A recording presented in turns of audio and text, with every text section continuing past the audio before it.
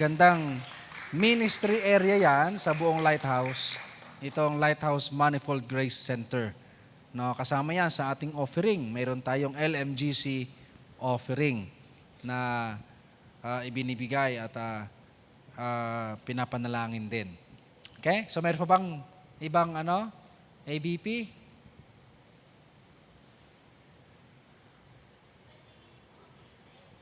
$20 ang sa MBD. Wag na. Haba masyado.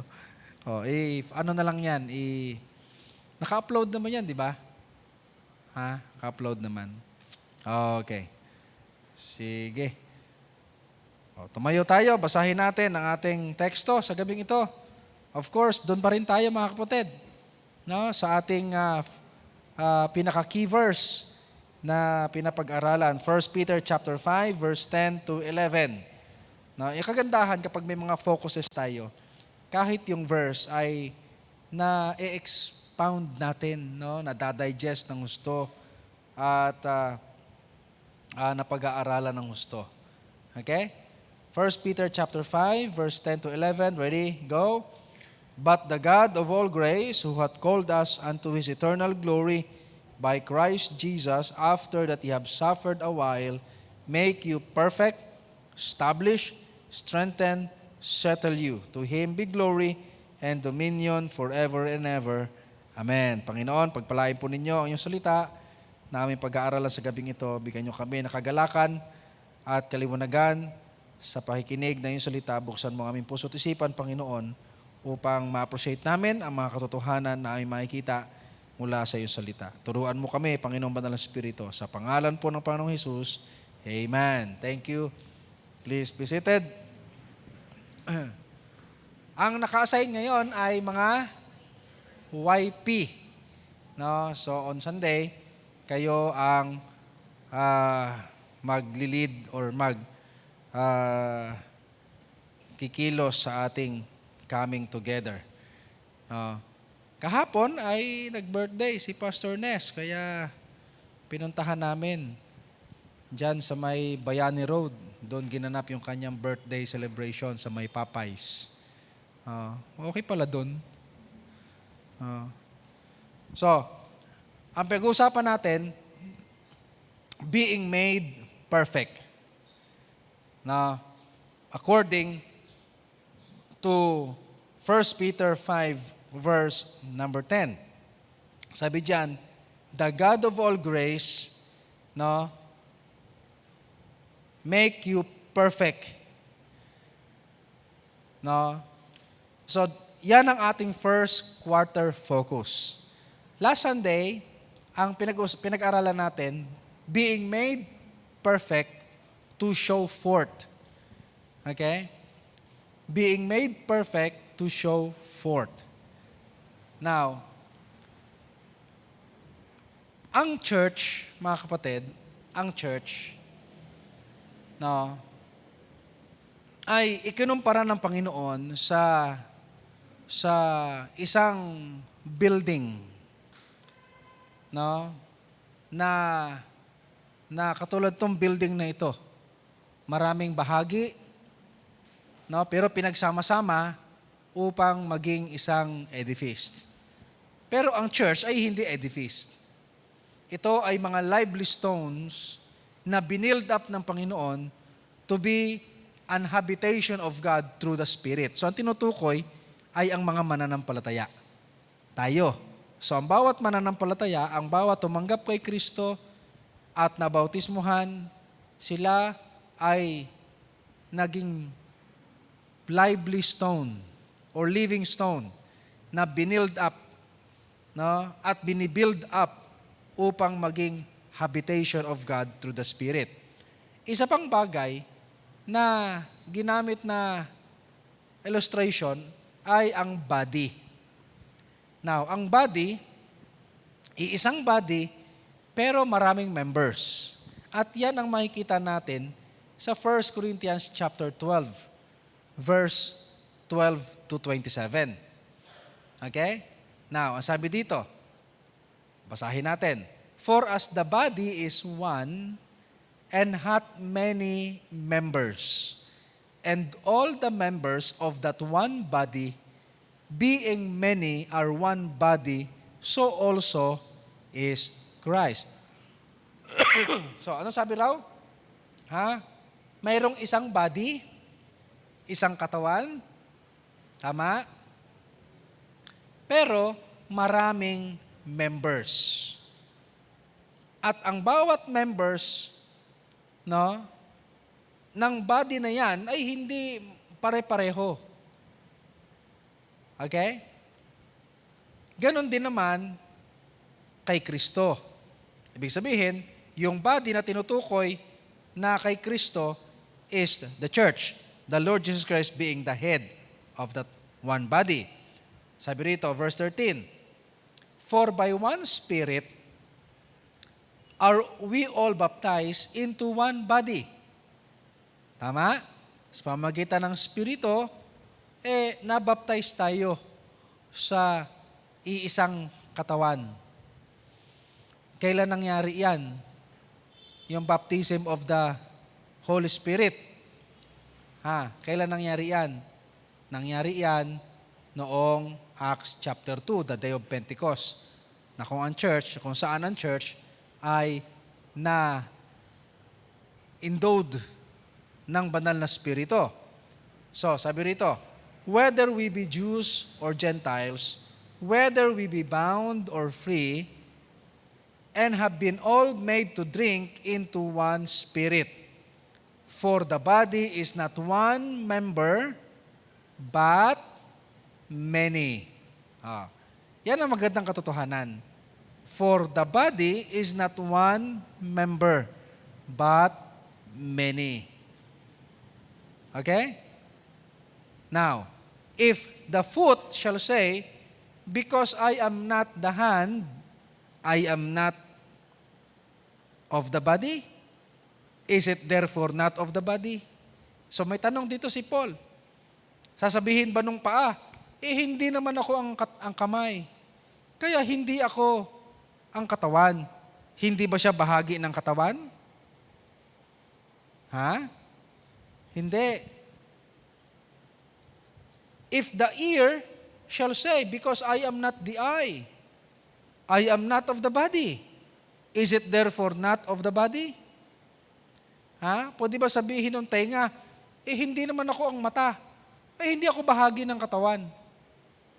Hindi ba siya bahagi ng katawan? Now, if the whole body were an eye, kaya tanong ni Paul, kung ang buong body ay mata, ano itsura nun? Makakita ka ng mata naglalakad. Nasaan ang pandinig? Where were the hearing? If the whole body were hearing, lahat naman tenga, nasaan ang smelling? Okay? But now hath God set the members, every one of them in the body, as it hath pleased Him. Okay? Ang Diyos ang naglagay ng membro, bahagi sa katawan, sang-ayon sa kanyang kaluguran. Alam mo, dapat ma-appreciate natin to bilang isang eklesiya. Amen? Ang Panginoon ang naglagay ng bawat bahagi sa kanyang eklesiya. Okay? Alam mo, pagiging bahagi ng church, whether yan man ay natural or ibang paraan, for so long na yan ay naging bahagi ng katawan, niloob ng Panginoon yun. Okay? Parang pagiging bahagi ng pamilya. May natural birth, mayroon naman ba yung adoption? Sa kung paanong paraan, niloob ng Panginoon yun na maging ganun. Okay? Ganon din naman sa eklesiya. Okay? Now, if they were all one member, where were the body? Kung isa lang ang membro, nasaan ang body? Okay? But now, they are many members, yet one body. Now, sige, basahin lang muna natin to. And the eye cannot say unto the hand, I have no need of thee, nor the head to the feet, I have no need of you. Okay? Pwede ba sabihin yon ng bahagi ng katawan na, halimbawa, ng mata, kamay, hindi kita kailangan. Okay? O sabihin ng ulo sa paa, hindi kita kailangan. Okay?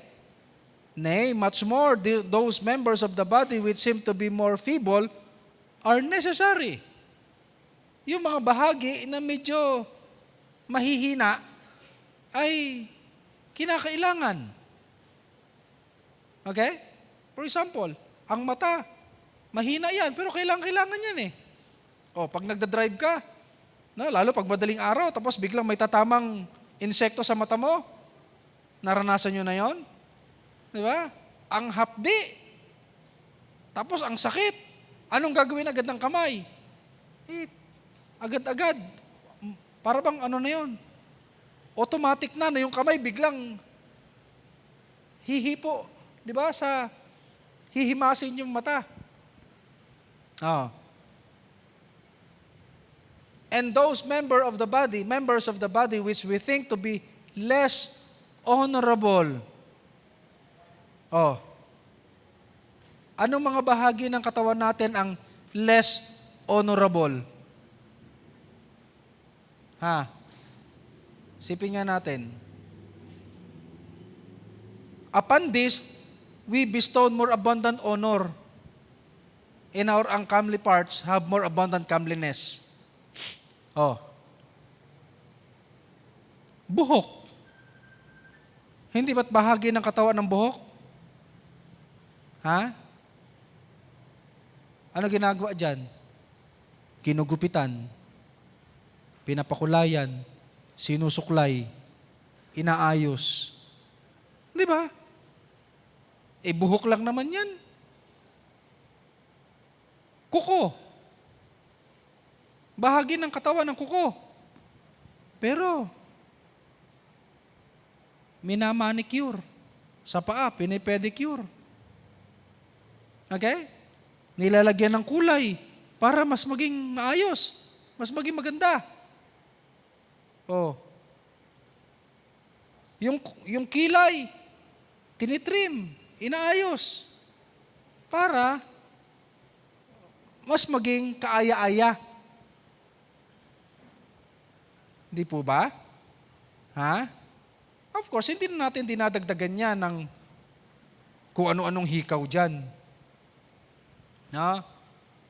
Halimbawa, yung ibang kabataan, para mas maging maganda sila tingnan, maglalagay ng kung ano-anong hikaw sa mukha. May pa-tunnel-tunnel pa. Maglalagay ng hikaw sa ilong, sa dila, tunnel dito, tunnel sa... Di ba? Kita na ko yung tunnel sa pisngi? May tunnel dito sa tenga. Mas naging karespe-respeto ba? Hindi. Mas naging mukhang nakakasuklam. Yan ang katotohanan doon. Okay? So, pero sa tingin nila, mas lalo silang gumagwapo.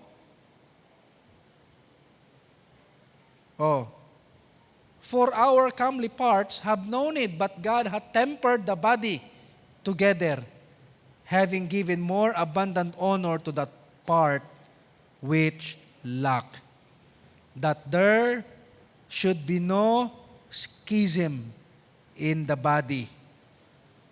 Upang daw walang schism sa body. Nasubukan nyo nang magkaroon ng tawag doon, alipunga. Ha? Nasubukan nyo na? Ang hapti, di ba? Okay? Lalo pag yung balat sa balat mo nagkikiskisan, tapos nasusugat na sa pawis. Oh. Usually, saan part natin yan? Sa binti, di ba? Oh. Pag hindi ka maingat magpalit ng damit o underwear. Oh, ng mga bata tayo, naranasan natin lahat yan eh. Ayaw ko lang sa inyo, pero naranasan ko yan. No? So masakit. Upang sa katawan daw ay walang ganyang bagay. Kundi, but that the members should have the same care one for another.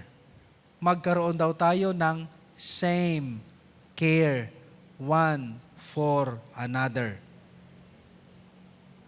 Whether one member suffer, all members suffer with it.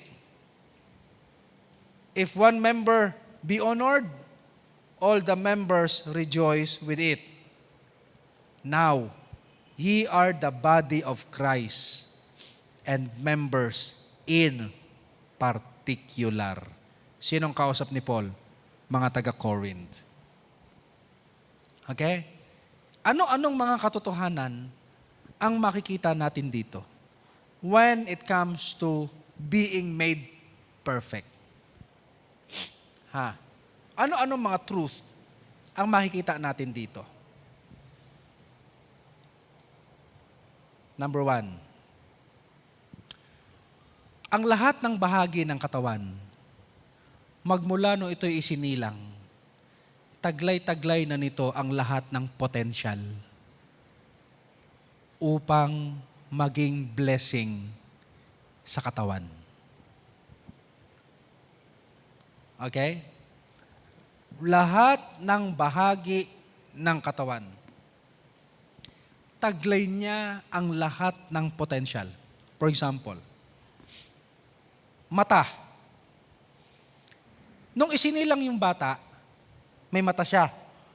Yung mata, nandyan na ang lahat ng potensyal upang yung function ng mata na makakita, nasa kanya na.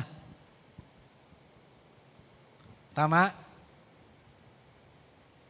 Totoo ba yon? Ganon din naman ang ilong. Di ba? Lahat ng potensyal na trabaho ng ilong, nasa kanya na yun. Since birth. Okay? Ganon din naman sa tenga. Ganon din naman sa kamay. Lahat ng potensyal na pwedeng gawin ng kamay. Okay? O di kaya ng bibig, ng paa. Okay?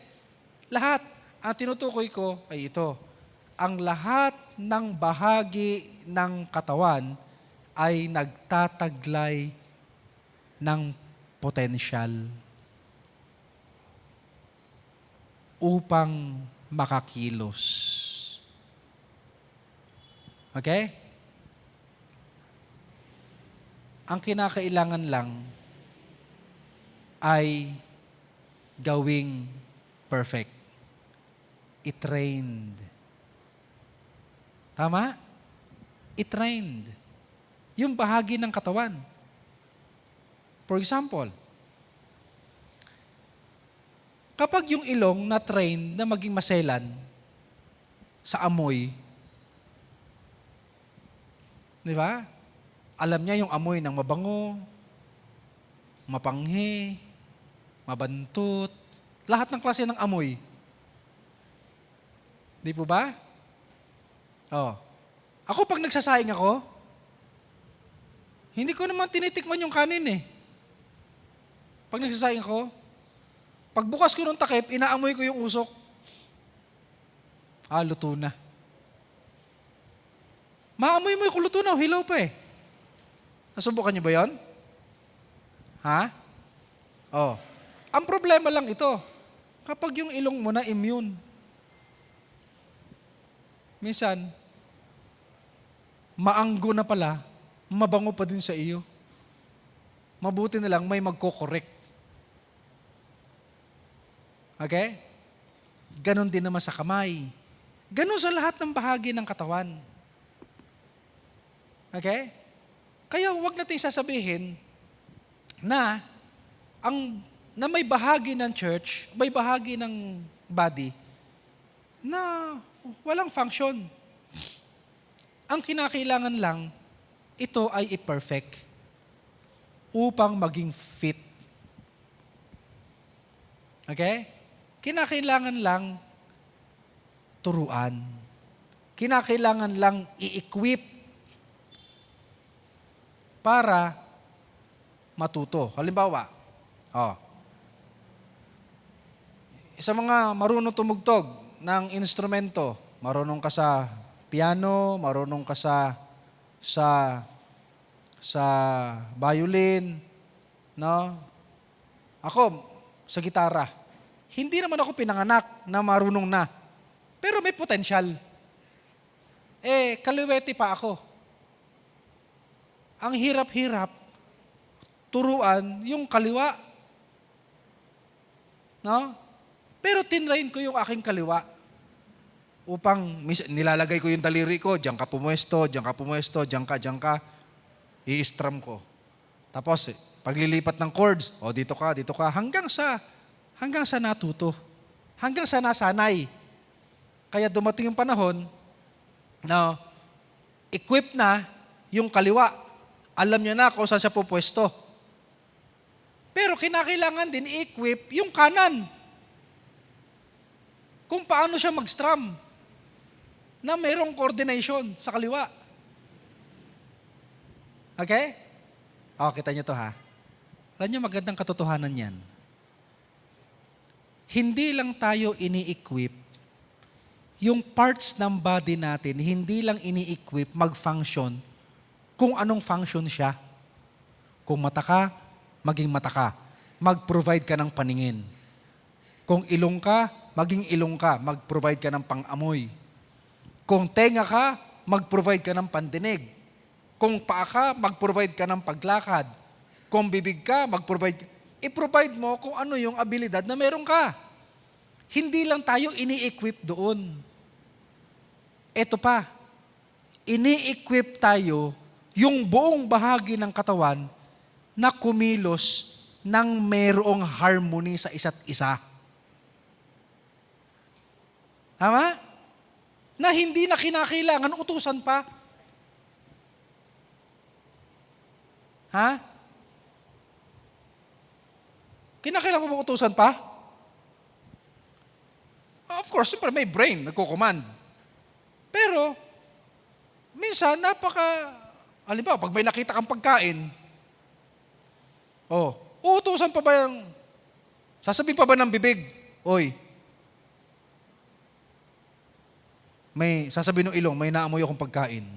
Sabi ng mata, ako makikita. Sabi ng bibig, saan?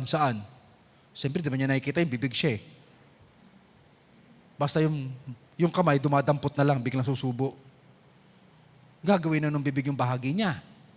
Ida-digest, ngunguyain niya na. Tama? Alam mo, ganon ang ministry. Ganon ang pagiging church. Yung mga ministries natin, mayroon tayong 7 areas of ministries. Kumikilos yan ng mayroong coordination at harmony sa ibang ministries. Hindi nagbabanggaan yan. Okay? Hindi yan nagtatalo-talo. Okay? Now, sa mga leaders natin sa mga lighthouses, sa mga fellowships, sa mga ministries, listen carefully. Okay? Ano-ano mga ministries natin? Meron tayong LMM. Okay? Meron tayong orchestra. Meron tayong kitchen. Meron tayong CWOP team. Meron tayong arts and decors team. Ano pa? Meron tayong Ano bang mga ministry meron tayo? Ha? Construction team, driving ministry team, okay? Or paglilinis, o lahat ng mga teams na yan. Okay. Alam nyo, hindi ko lang gusto na kayo ay mag-meeting at magplano. Kung bakit kayo team, sapagkat kayo ay kikilos bilang isang bahagi. Okay? Ang ibig sabihin, maramdaman ng bawat member ng team na bahagi nga sila talaga ng team. Okay? Now, hindi lang kayo nagmi-meeting para gumawa ng isang programa o isang project o isang pagkilos. Kaya kayo nagmi-meeting is this. Ang unang-una nyong desire ay ito. Ma-establish ang inyong relationship bilang team. Okay? Trabaho ng leader yan na ayusin ang relationship ng buong team. Okay? Hindi lang kayo magmi-meeting.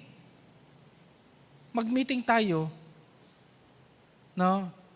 Mag-usap-usap tayo, sapagkat kapag nag-usap-usap tayo, may kumustahan. Kumusta ka na? Kumusta ang trabaho mo? Kumusta ang pamilya mo?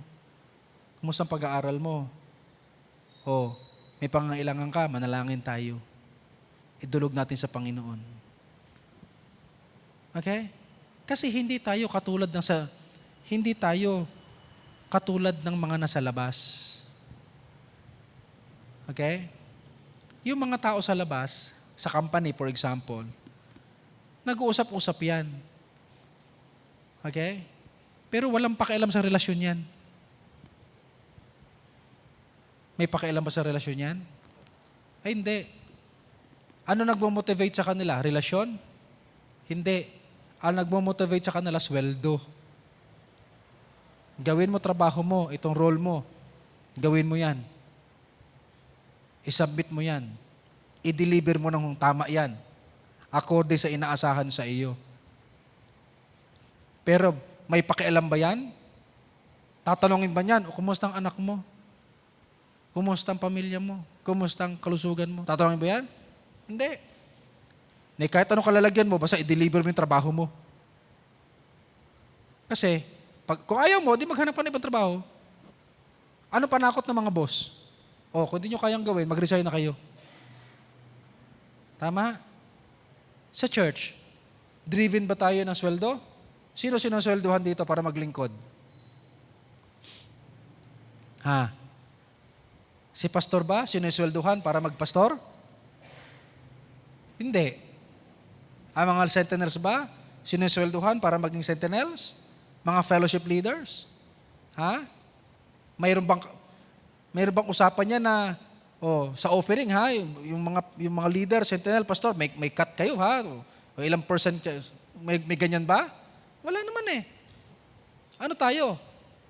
We are driven by the love of God in us. Kaya nga sabi ng Panginoon, but by love, serve one another. Amen? Useless mga kapatid, na makagawa kayo na isang bagay na activity for example, pero hindi na-establish yung relationship ninyo. Wala tayong kaibahan sa labas.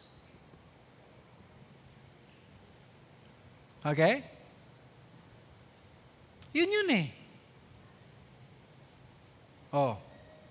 Kaya yun ang gusto kong panghawakan ng lalong-lalo na ng mga leader. Okay?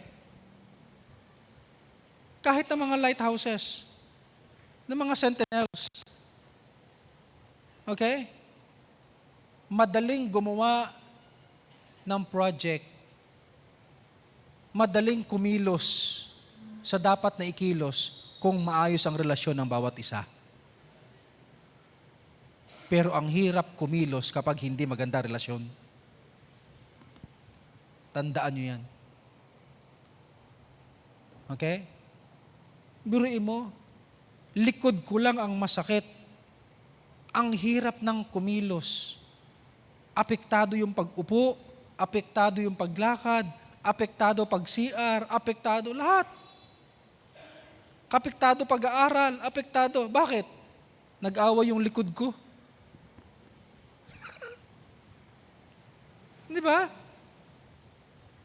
Totoo, hindi. Pag mayroon kang iniinda sa katawan, hindi ba apektado lahat? Ha? Pero kapag magandang kondisyon ng katawan mo, walang schism. Yun ang sabi ng Bible that there be no schism. Kundi ang bawat members should have the same care. Maayos yung katawan mo. Ano mangyayari? Di ba sarap kumilos? Sarap maglinis. Sarap magtrabaho. Okay? Ganun din naman. Kaya, halimbawa, sa CWOP, sabi ko, mag-meeting kayo. Pero, minsan pipiliin pa natin mag-meeting ng online. Mag-meeting kayo physically. Bakit? Na-feed yung inyong relationship as a team. Na-feed yan. Okay? Sa lahat yan.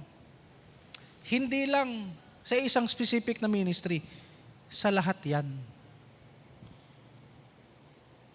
Okay? Kasabi ko nga driven tayo ng pag-ibig ni Kristo. Okay? Now, ito. Being made perfect to be perfectly joined together. Okay? As a body, we are being made perfect to be perfectly joined together. Saan sa banal na kasulatan yan? Okay? Kita nyo ha? Balikan ko yung una. Sabi ko kanina, ang lahat ng potential. Ito mga batang ito. Ito mga maliliit na ito. No?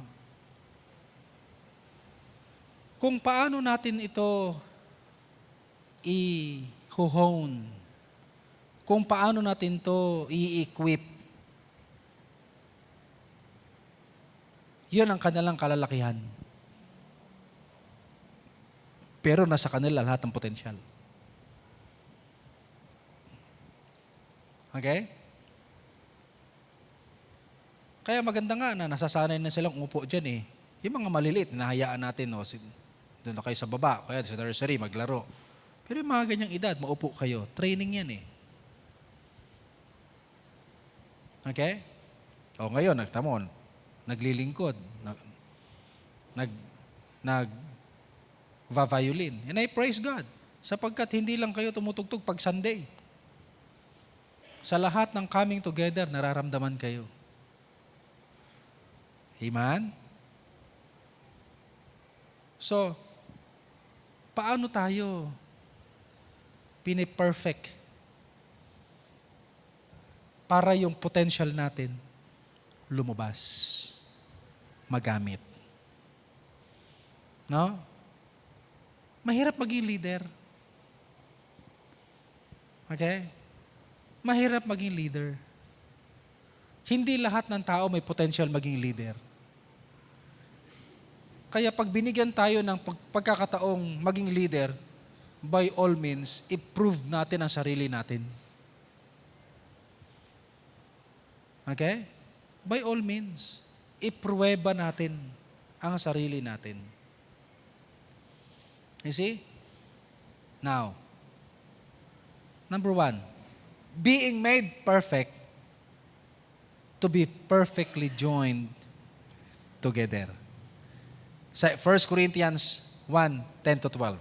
Now I beseech you, brethren, by the name of our Lord Jesus Christ, that you speak the same thing, and that there be no division among you, but that ye be perfectly joined together in the same mind and in the same judgment.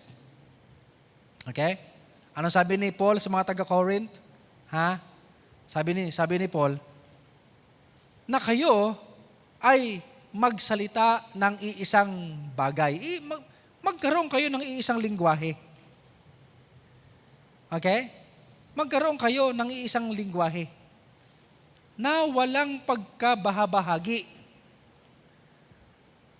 Alam nyo, pag ang tao hindi nagkaintindihan, nagkakababahagi.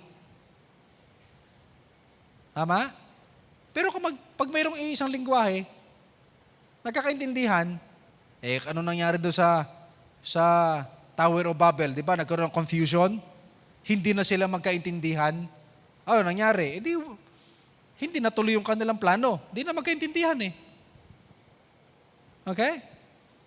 Buray mo, sabi nung isa, bigyan mo ako ng daga. Di ba? Sa Bicol, daga. No? Yung putik, daga. Ang ibinigay ng Tagalog, daga talaga na hayop. Pagdidikitin niya yung bricks. Hindi yan, daga. Oh. Humingi ng isda, binigay, sira. Hindi nagkaintindihan eh. Diba? Kaya may division. That ye be perfectly joined together. Okay? Now, ito nyo. Paano ko ba i-explain to? Ganito. Bumili tayo ng tiles. Nagpa-tiles tayo. Okay? Pero yung mga kantuhan, hindi mo naman ang tiles sabihin nila 60 by 60. Okay? So, nilatag yung tiles. Pagdating sa mga kantuhan, mga siroho, hindi mo na mailalagay yung 60 by 60 na eksakto. Kinakailangan mong ikat. Kinakailangan mong itrim upang maging fit, perfectly joined. Okay? Ganon din naman. Ito. Yan, yung mga raptor na yan. Okay? Yan, yung mga trusses na yan. Okay? Lahat yan. Sinukat, pinutol, pinagdugtong. Okay?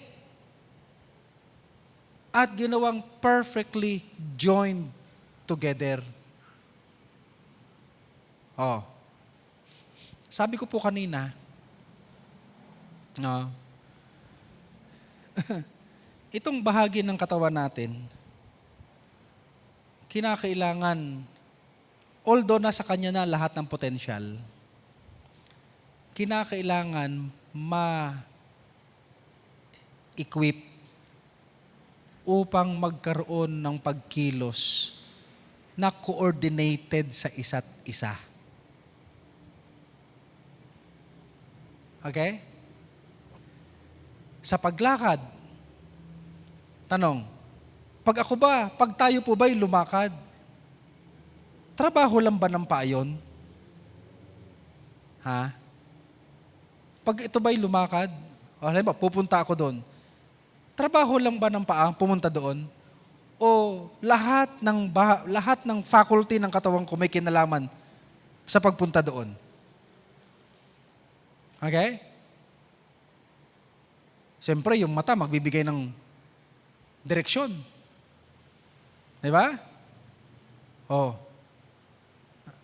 Tama ba na ang isang cause ng vertigo ay tenga? Tama po no? Ang isang cause ng vertigo, tenga. Yung parang umiikot yung paligid mo, tapos wala ka sa balance. Tenga yun eh. Oh. Isipin mo, hindi ginawa ng tenga ang kanyang trabaho ng maayos. Ha? Makakarating ako doon pero gumugulong. Ha? Tama, no? Pag hindi ginawa ng mata yung trabaho niya, makakarating ako doon pero ang dami ko ng galos. Ang dami ko ng bukol.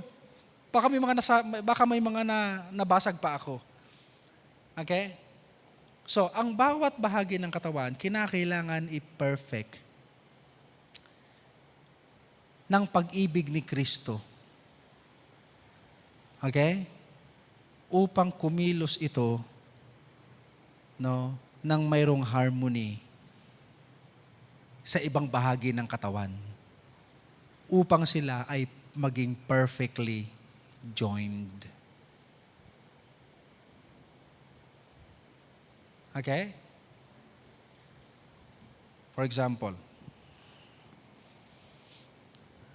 mayroong isang pastor na offend sa isang malaking church. Mayroong isang mission pastor na offend. Kasi namatayan yung pastor ng mahal sa buhay. Walang dumalaw na mga members o leaders sa kanya para i-encourage siya. Okay? Hanggang sa nailibing. So pagkatapos na-offend, umalis na lang yung pastor. Okay? Nung nalaman ng senior pastor ang cause kung bakit siya na-offend, no? Nagalit yung senior pastor. Wala man lang pumunta sa inyo. Ang sagot ng mga, wala naman po kasi kayong inutos. So kailangan pa bang utusan? Nasaan ang pagkukusa? Okay? Alam niyo, ang isang magandang bahagi, ang isang magandang quality na nagpapakita ng pagiging fit at perfect, equipped, ay yung pagkakaroon ng kusa. Tama? Hindi ko na kinakailangan sabihin pa bago mo gawin. Kundi, may pagkukusa ka ng gawin at hanapin ang mga dapat na gawin. Di ba? Oh. Sa bahay, ang mga bata, kinakailangan idetalye kung ano yung mga gagawin nila. Tama? Pero ang mga magulang, ang mga matured, hindi yan nag-aantay. Naghahanap sila kung ano ang gagawin nila. Harap ito isang bata kumukulo yung sinaing. Sabi ng bata, Mama, yung sinaing kumukulo na. Nandun na siya. Anong gagawin? Sabi nung na, ano sa tingin mo dapat gawin dyan? Diba? Ano yun? Ha? Di ba? Ganun din naman sa eklesiya. Okay? Now, kapag mayroong division, kapag mayroong alingas-ngas, schism, hindi talaga perfectly joined. Okay? Hindi talaga perfectly joined. Ano sabi ni Paul sa kanila? For it hath been declared unto me of you, my brethren, by them which are of the house of Chloe. Mabuti na lang mayroong taga-sumbong kay Paul, si Chloe, na mayroon daw contention sa inyo. Now this I say, that every one of you saith, I am of Paul, Apollos, I am of Cephas. Yung iba naman, kunwari spiritual sila, I am of Christ. Akala nila spiritual sila. Alam nyo, kapag may pagkabahabahagi, walang spirituality dun. Okay? Sapagkat ang spirituality, nag-work palagi yan na magkaroon ng unity, ng pagkakaroon ng pagkakaisa. Okay? So, that we be perfectly joined together. Sana dito walang mangyari niyan. God forbid. Okay? Yun ang pag-iingatan natin. Okay? Yun ang pag-iingatan ng bawat isa. Oh. Bakit natin, halimbawa, bakit yung mga yung mga ladies ambassador for Christ, lalabas sila? Bakit hinahayaan natin lumabas minsan ang mga fellowship groups? Bakit? Ha? Hindi, magtatawanan lang naman yan. Sila nakikita mo. Pero hindi mo nakikita that it builds relationship. Okay? And when relationships is built, ay di napakaganda yung pagkilos. Okay? Madaling sabihin niya na, halika, gawin natin to. Sige. Bakit yung iba basketball? Diba? Alam mo sa church, ang pinakamahirap i-grupo, mga lalaki. Mga lalaki. Hahanapin mo yung mga kiliti. Kaya kung basketball. Paano hindi naman lahat marunong mag-basketball? Yung mga hilig magmotor, edi magmotor. Okay? Kita mo yung mga lasinggero. Di ba? Sila eh.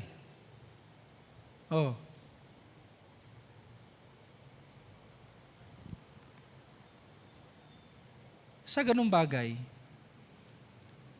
kapag mayroon tayong harmony sa pagkilos dahil sa pag-ibig ni Kristo, matututunan natin lalo kung paano maging church. Matutunan natin lalo paano maging isang eklesiya. Kaya alam nyo, kayo mga leader, ayaw na ayaw ko dito yung palibre palagi. Okay?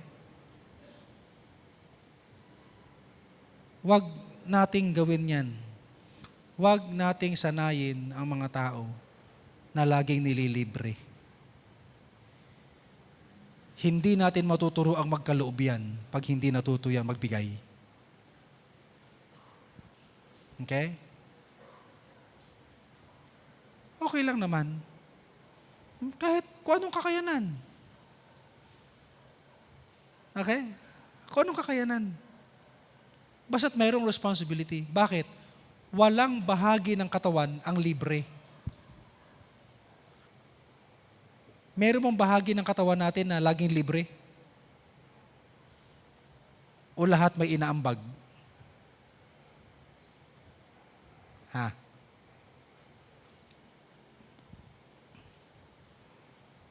Oh. Kaya, tinanong ko si Chen mag, maglalago na kayo. Magkano yung resort? Sagot mo ba lahat yan? Ay, hindi po. Magkano ang bagan? Para lahat may bahagi. Hindi ba? Magandang training yun eh. Kapag nasanay tayong kumilos ng lahat ay mayroong bahagi.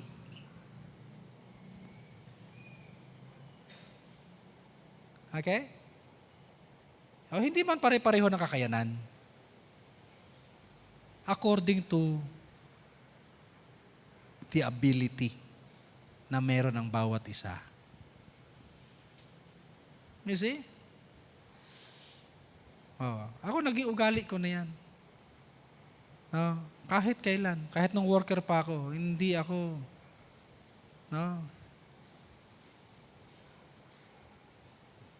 nung araw nga, paglalabas kami nila Pastor Bong, siyempre, nagsisimulang gawain pa lang tayo noon, wala naman tayo. Sa kanya ng kotse, sa kanyang gasolina, sabi ko, ano ang bag ko nito? Ako na lang ho mag-drive. Yun ang bag ko, mag-drive. Okay? Ngayon, na medyo binibless na tayo ng Panginoon ng konti, pag may mga lakaran, hindi na sinasabi yan.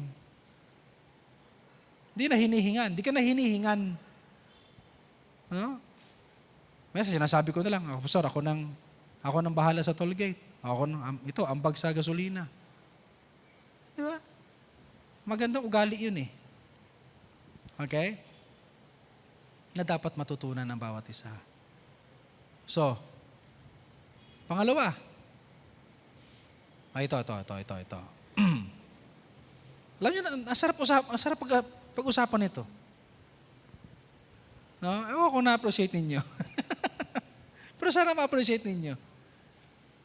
Ephesians 4:11-16. And He gave some apostles, some prophets, some evangelists, some pastors and teachers for the perfecting of saints. Tama?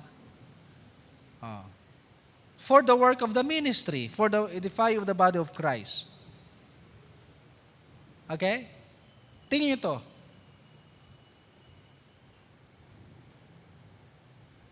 Till.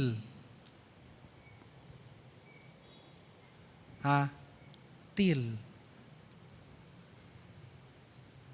Kinakailangan natin ng perfecting until we come in the unity of faith. Okay? Kinakailangan natin ng perfecting. You see? Ang isa sa manifestation ng pagiging perfect ay ito. Unity. So hanggat hindi natin nakikita ito, na nare-realize sa isang church, kinakailangan natin ng perfecting. Pero, ibang perfecting naman ang kinakailangan natin to keep or maintain unity. Di ba? Endeavoring to keep the unity of the Spirit in the bond of peace. So, may unity na. Kinakailangan din tayong equip para i-maintain yon sapagkat ang daling sirain ng unity. Tama? May magpakita lang na hindi magandang ugali. Wala na, tapos na. That we henceforth, sabi rito, and to the knowledge of the Son of God, unto a perfect man, unto the measure of the stature of the fullness of Christ. That we henceforth be no more children, tossed to and fro and carried with every wind of doctrine by the sleight of men and cunning craftiness, speaking the truth in love, from whom the whole body fitly joined together. Okay? The whole body. So,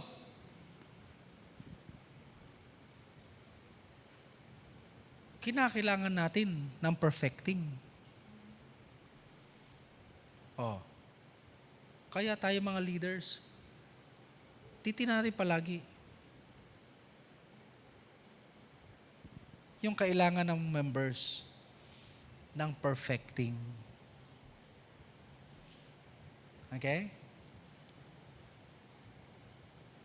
Magmula sa akin hanggang sa pinakabatang members. Totoo yan. Oh. Being made perfect to overcome challenges. Ang problema ko, 9:00 na. Diba? Alam niyo nung araw, ginagawa kong biro ito, pero totoo. Nung araw, 1-man show naman ako nung araw eh. Nung nagsisimula ako, doon sa arenda nung araw, ako ang visitation worker. Ako ang maglilinis nung lugar. Ako mag-a-arrange ng upuan. Lahat yon. Pupwesto ako sa pinto para maging greeter. I-welcome ang lahat. Kapag nandiyan na ang lahat, ako ang musician, kukuha ako ng gitara para mag-song lead. Ako din ang song leader.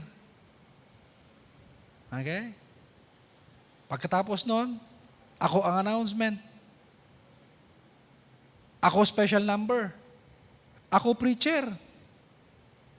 Ako opening prayer. Ako rin ang closing prayer. Lahat. Pagkatapos ng preaching, baba, kakamayan mo uli. Ako din yung maghahatid sa iba. Sabi ko nung araw, normal ito.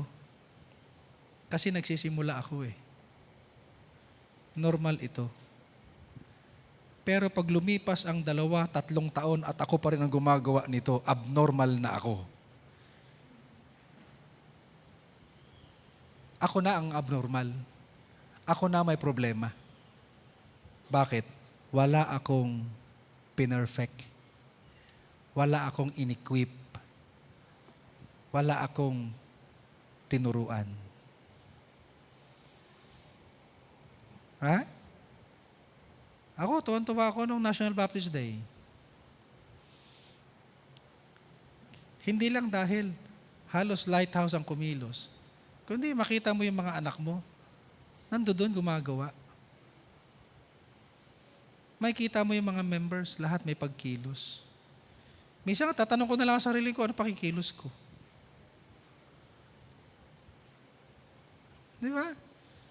Lahat may gumagawa. Praise God. Pero tapos na ba tayo? Hindi. May kinakailangan pa i-perfect. Amen? Tanong, perfect tayo? Yes, we are perfectly joined together. Nakakakilos na tayo. Ayos na. Nakakagawa na tayo.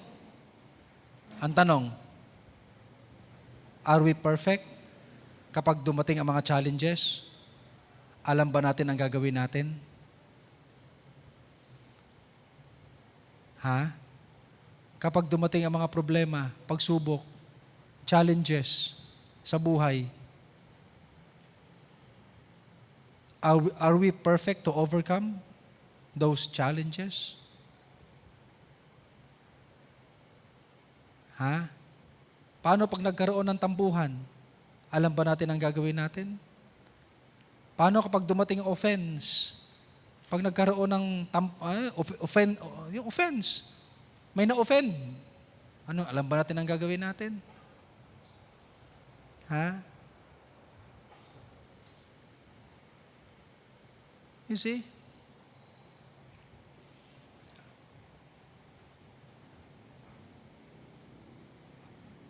Are we perfect to overcome evil? Oh, sinasabi ko lang yung mga puntos ko. Are we perfect to overcome evil? With good?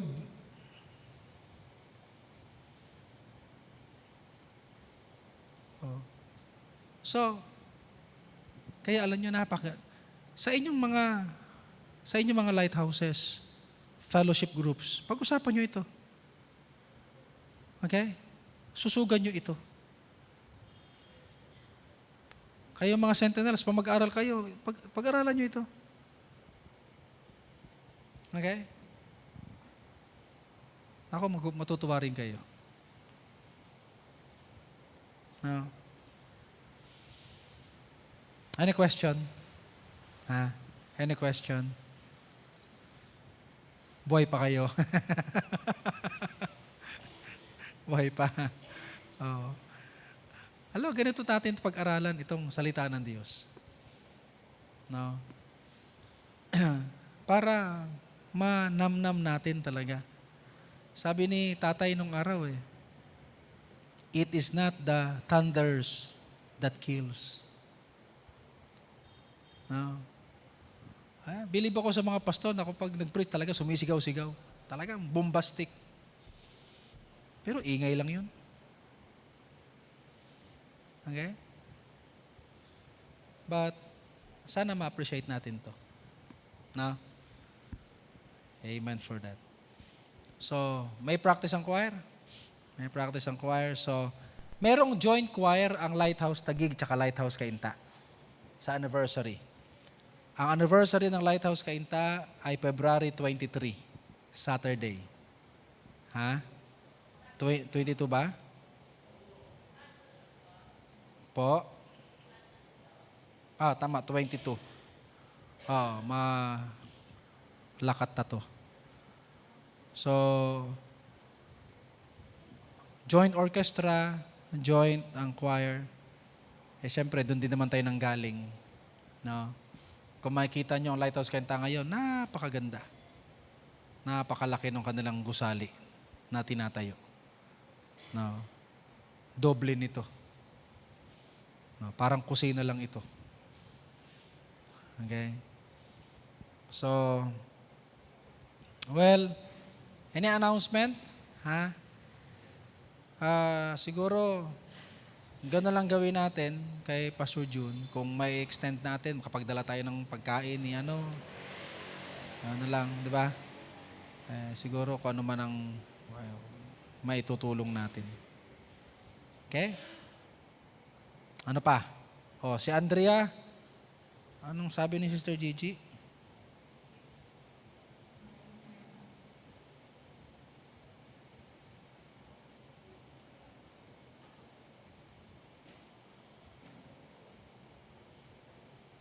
Ayun. Hindi mo na ipapakonfine si Andrea. Painumin muna ng tawa-tawa. Reply kaya natin. May side effect ang tawa-tawa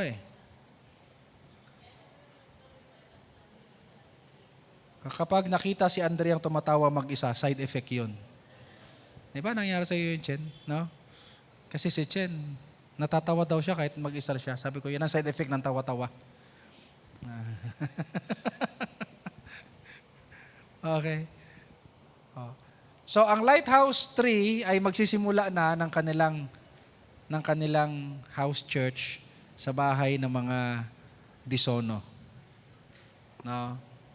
At ang Lighthouse si Brother Sentinel Julius naman ay magsisimula na doon sa kanila sa Teresa, sa Undoy. Okay? Praise God. So, tuloy-tuloy lang. No? Tuloy-tuloy lang. Meron yan, mga kapatid. Now, ano ba yung house church? House church, hindi lang yung Bible study. Kasi Bible study lang yun. House church, parang service. No? Nilipat mo lang yung service doon. Yung coming together. Di ba? Now, for example, sa banal na kasulatan, may mga house church doon eh. Sila Philemon, may church sa house nila. Okay? So, marami pang iba. Now, well, pag-usapan natin ito ng mga sentinels more thoroughly. Okay? So, of course, hindi tapos ang ating coming together without giving our offerings. Alam nyo na ang gagawin nyo. Andiyan lang yung ating mga accounts. Andiyan yung ating mga offering boxes. Andiyan yung mga offering envelope natin. Now, so, manalangin tayo. Let us pray. Dakilang Diyos, maraming salamat po sa mga katotohanan na aming narinig mula sa iyong salita. Salamat po sapagkat ikaw ang siyang gumagawa sa amin upang maging perfectly joined together as a church. At ang bawat bahagi ng eklesiya ay kumikilos sang-ayon sa abilidad na siyang umaambag sa ikalalago ng buong katawan, Panginoon. At walang schism, walang anumang pagkabahabahagi, kundi ang pag-ibig ng Panginoong Hesus ang kumikilos, Panginoon, sa amin. Salamat din po sa inyong mga anak na ito ngayong gabi. Salamat sa mga katotohanan ito. Tulungan mo kami na ma-appreciate at maikilos namin ito. Salamat din po sa mga kaloob at mga offerings ng inyong mga anak. Pagpalain po ninyo ang bawat isa lalo. Ingatan nyo kami sa paghiwa-hiwalay. Ganyan po ng kapahingahan ngayong gabi. At ganyan din po ang practice ng aming choir. Sa pangalan po ng Panginoong Hesus.